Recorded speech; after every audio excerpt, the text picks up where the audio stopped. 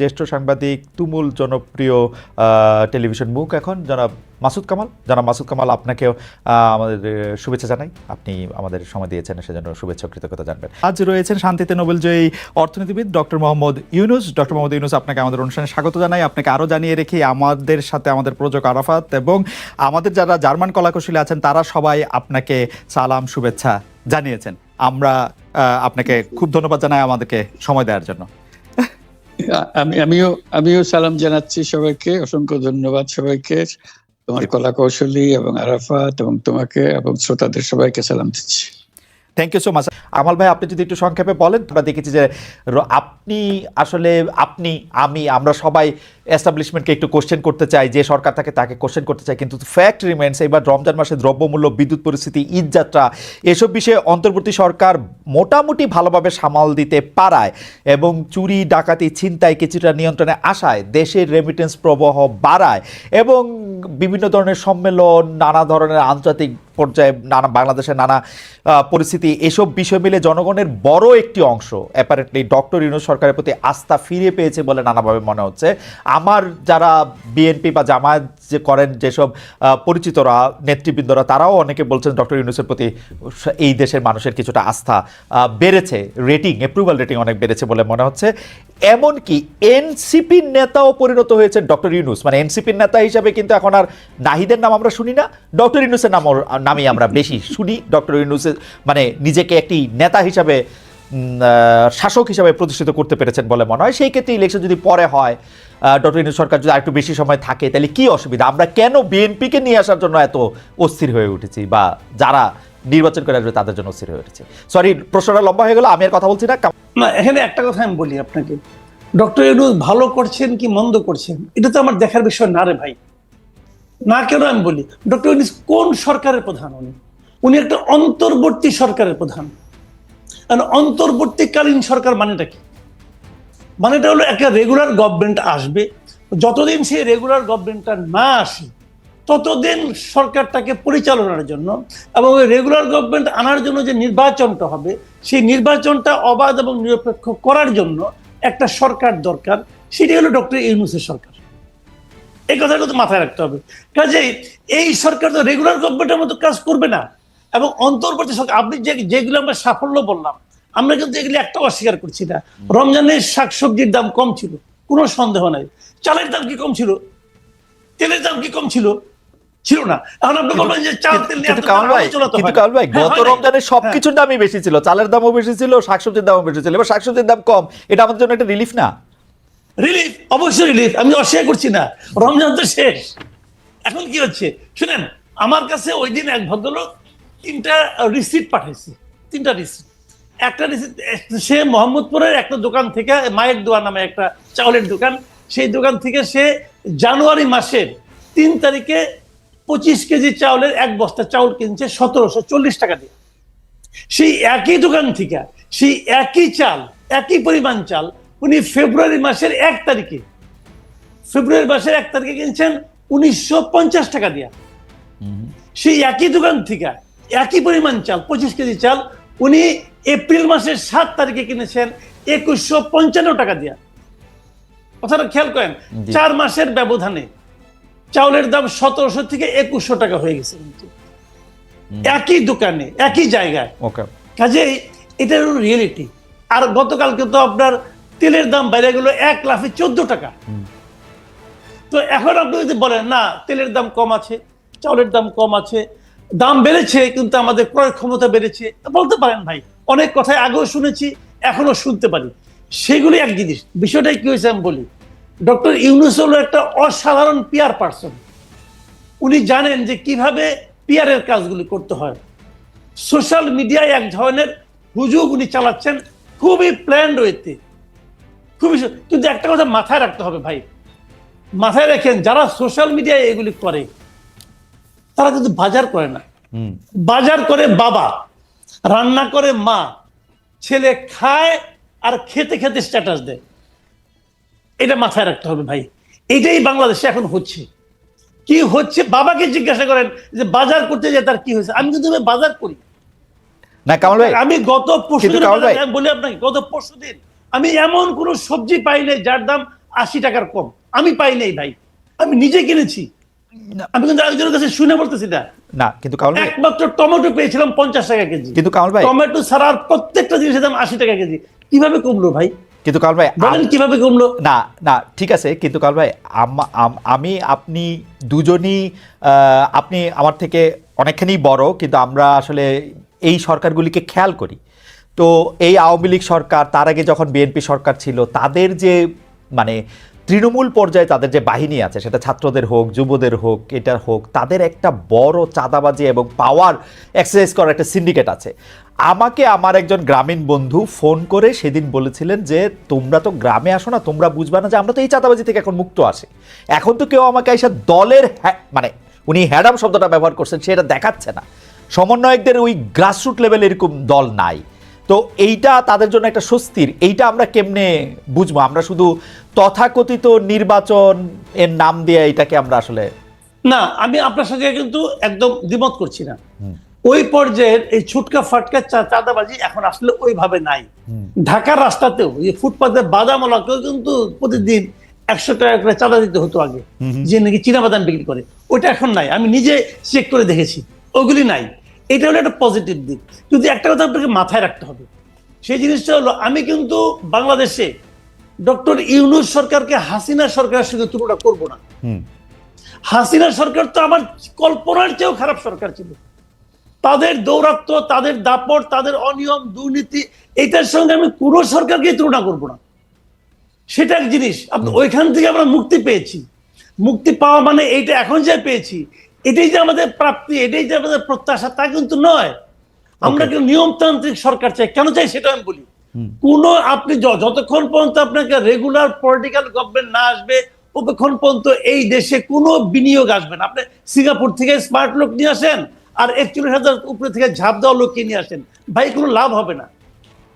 উনি ওই মানে একটা অনুষ্ঠানে পরিচালনা করবেন, টুকটাক ইংরেজি বলবেন, হয়ে গেল। স্মার্টলি হাঁটবেন, হয়ে গেল। বিনিয়োগ আসবে না ভাই।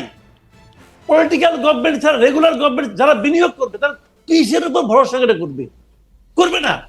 কাজে আপনি সেজন্য আপনার এখানে একটা রেগুলার পলিটিক্যাল গভর্নমেন্ট আসতে হবে। কথা বলছি, ডক্টর ইউনূস যদি ভালো হয়, উনি এই ক্যাবিনেট নিয়ে ইলেকশন করুক না, অসুবিধা কি আছে? আচ্ছা আরেকটা কথা, সেটা হলো এই ইলেকশন এদের প্রতি সাধারণ মানুষের ম্যান্ডেট আছে কিনা তারও তো একটা প্রমাণ হওয়া দরকার আছে। আপনি তো গাইড জোরে বলতেছেন, জুলাই অভ্যুত্থান, আপনি গাইড জোরে বলতেছেন। কে নিয়োগ করছে? ডক্টর ইউনূস তো নিজেই বলছে তাকে নিয়োগ করছে ছাত্ররা। ছাত্ররা এখন কই? ছাত্ররা মিটিং রাখলে তো 100 লোক হয় না। তাহলে ওনার নিয়োগ করতে হয় যে শুয়ে পড়ছে, এটা কয়ে তো লাভ নেই ভাই। ওকে ভাই, আপনি এই প্রসঙ্গে আপনি কি বলবেন? আমাদের ইলেকশনের সিস্টেম যেটা লেভেল প্লেইং ফিল্ডের ক্ষেত্রে তুষার ভাই সঠিক কথাই বলছেন, একই লেভেলে নিয়ে আসে যাতে তারা দুইজন একই রকম টাকা খরচ করার সুযোগ পায়। কিন্তু আমার প্রশ্ন হচ্ছে যে এখন নির্বাচনী ব্যয় যদি একজন সংসদ সদস্যের ক্ষেত্রে সর্বোচ্চ 25 লাখ টাকা করার কথাও বলা হয়ে থাকে, কিন্তু তারা 25 কোটি টাকা খরচ করলে তারা কিভাবে এটা ধরবে? ভোটারদেরকে নগদ টাকা দিলে বা ভোটারদেরকে নগদ টাকা দিয়ে প্রভাবিত করার মতো অবস্থা সৃষ্টি করলে সেটা কি করা হবে? সেটা নির্বাচন কমিশনের এরকম কোনো মেশিনারি নাই। এবং আমরা যেটা দেখছি যে মামলা করলে, যারা মহিউদ্দিন খান আলমগীরের মামলাটি এখানে স্মরণীয়, তিনি পরবর্তী নির্বাচনের 1 মাস আগে তাকে আসলে ওইটা রায় বেরিয়েছিল, প্রায় 5 বছরের ক্ষেত্রে। কামাল ভাই, আপনার নিশ্চয়ই মনে থাকবে, আপনি এই নিয়ে আপনার একটু মতামত দিবেন যে এই ইলেকশন সিস্টেমের মধ্যে আসলে আমরা গণতান্ত্রিক উপায়ে আমরা যাদেরকে চাই বা যেটাকে আমরা গণতন্ত্র বলি, সেটার প্র্যাকটিস আমাদের পক্ষে করা সম্ভব হয় কিনা। একটা বিষয় হলো কি, দেখেন, যদি আমরা বলি যে বিদ্যমান নির্বাচনী ব্যবস্থা ঠিক আছে কিনা, তাহলে তত্ত্বগতভাবে ঠিক আছে, কিন্তু প্রায়োগিকভাবে ঠিক নাই। যেভাবে প্রয়োগ করা হয় সেটা ঠিক না। কিন্তু যদি আমি তাত্ত্বিকভাবে ধরি, কাগজে কলমে দেখি, তাহলে বিদেশের অনেক দেশের নির্বাচনী ব্যবস্থা যে আমাদের নির্বাচনী ব্যবস্থা মন্দ নয়। তাহলে আমরা ওটা প্রয়োগ করতে পারি না কেন? আমরা দেখেন যা কিছুই বলছি আজকে এই নির্বাচনী ব্যবস্থা নিয়ে আপনি যে কথা বলছেন, আমি যে কথা বলছি, তুষার ভাই যে সমস্ত কথা বলছি, আমরা কিন্তু আমাদের অভিজ্ঞতা থেকে কথা বলছি। আমরা গত কয়েকটা নির্বাচন দেখেছি কি হয়, এখানে টাকা পয়সার দাপটটা কোথায় যে ঠেকে আমরা কিন্তু দেখেছি। এই দেখে কিন্তু আমরা সিদ্ধান্ত নিচ্ছি হচ্ছে না। কিন্তু আপনি দেখেন 70-এর যে নির্বাচনটা হয়েছিল, যেটাতে আওয়ামী লীগ নিরঙ্কুশভাবে জিতেছিল, ওই সময় কি আওয়ামী লীগ সবচেয়ে ধনী দল ছিল না? তো তখন কি এই দেশে এই ভূখণ্ডই তো হয়েছে। আমরা ইন্টেনশনালি পলিটিক্যাল পার্টিগুলো আমাদের ভোটারদের মন মানসিকতা চারিত্রিক বৈশিষ্ট্যকে চেঞ্জ করার চেষ্টা করছে, কিন্তু এই চেষ্টাটা সফল সম্পূর্ণ হয়ে গেছে আমি কিন্তু তাও মনে করি না। আপনি যদি ওই পরিবেশটা আবার দিতে পারেন, আপনি যদি ওরকম একটা মেরুদণ্ড সম্পন্ন নির্বাচন কমিশন নিয়ে আসতে পারেন, এদেশেও এই ভোটারদের নিয়েও আমি মনে করি একটা ভালো নির্বাচন করা সম্ভব, যে নির্বাচনে অর্থ তেমন কোনো প্রভাব বিস্তার করবে না। একজন লোক কোটি টাকা দিবে, তার কাছ থেকে টাকা নিবে, নিয়ে একজন ভালো লোককে ভোট দিবে, এই মানসিকতা আমাদের ভোটারদের মধ্যে যে একদম নাই, এটা কিন্তু আমি মনে করি। কারণ আপনি অভিজ্ঞতার কথা বলছিলেন, কিন্তু 91 সালেও কিন্তু আমি যদি দেখি যে এরশাদ সাহেবের আমলে এটা প্রথম শুরু হয়েছে মারাত্মকভাবে, 70 সালে না, মানে প্রভাবিত করা। 91 সালের পরবর্তী সরকারগুলি বা যারাই ক্ষমতায় এসছে তারা এটা কিন্তু চূড়ান্তভাবে প্রভাবিত করেছে। আপনি সংসদে যেসব মুখগুলি আমরা পেয়েছি সেগুলির দিকে তাকালে আপনি আসলে বুঝতে পারবেন যে তারা আসলে কারা, মানে তারা কেন সংসদে গিয়েছেন সেটিও কিন্তু পরিষ্কার। তো সেটি আপনি কেমনে মানে আমি আমি সেটাই বলি আপনাকে, জানেন একটা জিনিস হলো কি, গণতন্ত্রটা কিভাবে অগ্রসর হয়। গণতন্ত্রটা কিন্তু অগ্রসর হয় ট্রায়াল এন্ড এরর বেসিসে। রাইট। মনে করেন একটা ঘটনা ঘটে, ওই ঘটনার পরিণতি দেখে দেখে আরেকজন শিক্ষা নেয়, এইভাবে কিন্তু চলতে চলতে, এটা কিন্তু একদিনের ব্যাপার না। গণতন্ত্র কিন্তু একদিনে আসে না, এটা তো একটা আপনার নির্বাচন বলেন, গণতন্ত্র বলেন, এর তো একটা প্রাতিষ্ঠানিক রূপ থাকা লাগে, না হলে হুট করে হয়ে যায় না। তো আমাদের এখানে যতবার হতে নিয়েছে ততবার কিন্তু আমরা এটাকে ব্রেক করেছি বিভিন্ন রকম এই সামরিক বাহিনী দিয়ে, মার্শাল ল জাতি। যেমন ইন্ডিয়ার আমরা তো একই সঙ্গে 47 আমরা কিন্তু দেশ বিভাগ হয়েছিল, কিন্তু ইন্ডিয়াতে 47 থেকে পর্যন্ত একবারও তো সামরিক শাসন আসে নাই, কিন্তু তারা কিন্তু নির্বাচনের মাধ্যমে অগ্রসর হয়েছে। সেই নির্বাচনগুলির মধ্যে অনেকগুলি ফল্ট নির্বাচন ছিল, অনেক খারাপ নির্বাচনও ছিল, এখনো নির্বাচন নিয়ে প্রশ্ন কিন্তু উঠে। তারপরেও এটাও গণতন্ত্র কিন্তু একটা জায়গায় এসে দাঁড়িয়েছে, যেটা এটুককে মানা যায়। কিন্তু পাকিস্তান তো পারে নাই, আমরা কিছুটা মাঝখানে পেরেছিলাম, পাকিস্তান তো তাও পারে নাই। তো এইগুলি কিন্তু আপনার ডিপেন্ড করে আপনি কতদিন সেটাকে কন্টিনিউ করতে পারবেন। পলিটিক্যাল পার্টিগুলির মধ্যে ধান্দা থাকবেই। 2000 মানে আমরা যেটাকে 111-এর কথা বলি 2007-এর পরে, সেই 111 কিন্তু দেখেন, যদি 111-এর সময় না আসতো, ওইটা কিন্তু না আসলে কি হতো, 22শে জানুয়ারি যে নির্বাচনটা হওয়ার কথা ছিল 2007-এ, ওইটা কিন্তু 2014-রই একটা কিন্তু রেপ্লিকা ছিল, কিন্তু ওইটার আদলেই কিন্তু 2014-তে হয়েছে। সব আমার থাকবে, আমরা ঠিকঠাক করে নেব, আমরা প্রধান উপদেষ্টা বানাবো, অমুক তমুক করবো। এইটা হলো কি পলিটিক্যাল পার্টিগুলির মধ্যে সেই চারিত্রিক একটা এক ধরনের বৈশিষ্ট্য তাদের মধ্যে তৈরি হয়েছিল। কিন্তু আমি মনে করি যেটা 24-এর ঘটনায় আমি মনে করি আমাদের চেঞ্জ হওয়া, নতুন কিছু পাওয়ার একটা বাস্তবতা তৈরি হয়েছে। এখন যারাই স্বৈরাচারী হতে চাইবে তাদের মাথার মধ্যে কিন্তু 24-এর যে পরিণতি, এরকম পরিণতি তো এর আগে হয় নাই।